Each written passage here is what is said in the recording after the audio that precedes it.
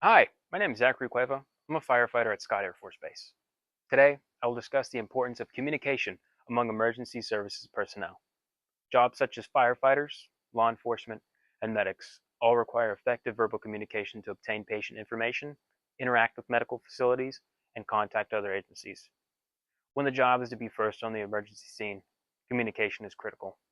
A breakdown of communication can result in improper treatment, misdiagnosis, and even death. By fostering an environment of effective verbal and nonverbal communication, emergency services personnel can efficiently and effectively communicate with patients, other agencies, and their team members. Some main topics I will be discussing today are how to develop effective communication between the first responder and patient, communication techniques for talking to patients, and communication amongst team members and fellow agencies. Now we're going to talk about the steps to develop effective communication between a patient as a first responder. Exchanging information between patient and first responder is key for moving people to safety, responding to questions, breaking news, providing support, and finding out about problems. In order to start a line of communication with the patient, trust needs to be established. When approaching a patient, you want to say who you are and what agency you are with in order to first establish trust. An example of this is, "Hello, ma'am. My name is Zachary Cueva, and I'm with the fire department." Doing this allows the patient to know your name and gives you credibility when treating them. An important part of the job as a first responder is to provide a sense of hope, safety, calm, and connectedness, regardless of the situation. The United States Department of Health and Human Services outlines steps such as keeping eye contact with the patient, remaining calm, showing you care, and are listening. These will foster an environment of trust in emergency situations.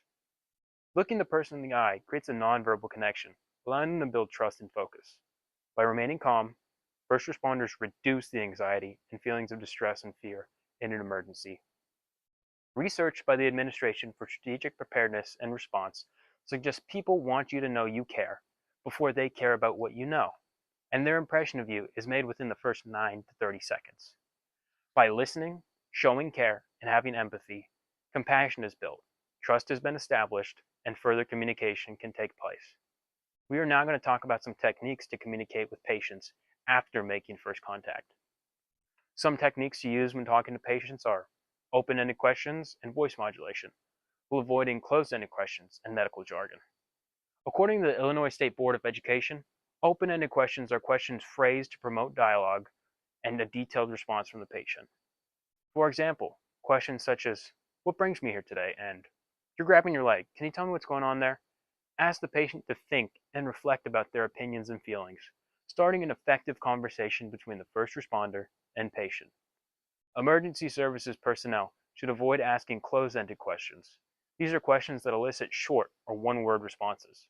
"How old are you?" is a closed-ended question because it creates a situation in which the patient is unable to provide a detailed response.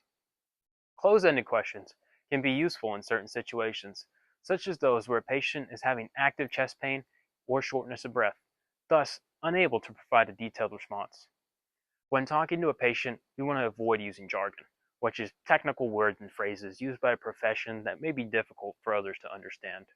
Using a phrase such as, "You have a contusion distal of your torso and rapid tachycardia," is too confusing for a patient to understand and should be reduced to its simpler terms like, "You bruised your leg and your heart rate is fast."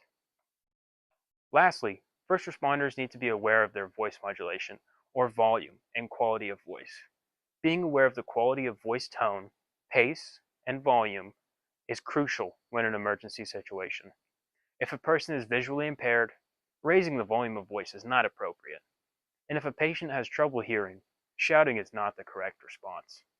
Being aware of the context of the situation allows emergency services personnel to tailor their techniques for communicating with patients in an understanding and effective way. Next, we're going to discuss communication with other first responders and agencies. Communication with fellow first responders and surrounding city, state, and federal agencies is necessary in order to effectively relay information. Eastern Oregon University cites clear and concise communication in paramedic and EMT teams can be the difference between life and death. First responders must establish an immediate rapport with other team members and agencies in order to transfer information between one another. Tools used to talk with team members and agencies are your voice, radios, and mobile devices. A first responder's voice is often the most critical component of communication. The voice allows a necessary exchange of information from the speaker to the listener. It's a key item for safety, response, and support. Radios are handheld devices that allow direct communication with dispatchers and other first responders. These are necessary items for sending and receiving important information. Proper radio communication allows emergency services personnel to prepare and understand a scene before arriving. A cell phone or mobile device can be a handy tool for communicating when radios are down or contact information is needed. These portable devices are easily transported and have the ability to access information rapidly. Such information can be the phone numbers of utility companies, poison control, and even as a backup for contacting emergency services. By being confident in verbal communication skills and nonverbal body language, emergency services personnel can be effective communicators in a variety of pressure-packed roles. Today, we discussed how to develop effective communication between the first responder and the patient, communication techniques for talking to patients, and communication amongst team members and fellow agencies. We first learned how to develop trust when arriving on scene, and how that trust is incorporated into further conversations. Then we discussed techniques to use when communicating with patients, such as open-ended questions and voice modulation, while avoiding closed-ended questions and medical jargon. Lastly, we talked about some devices like radios, cell phones, and most importantly, your voice, in order to communicate with fellow first responders and other agencies.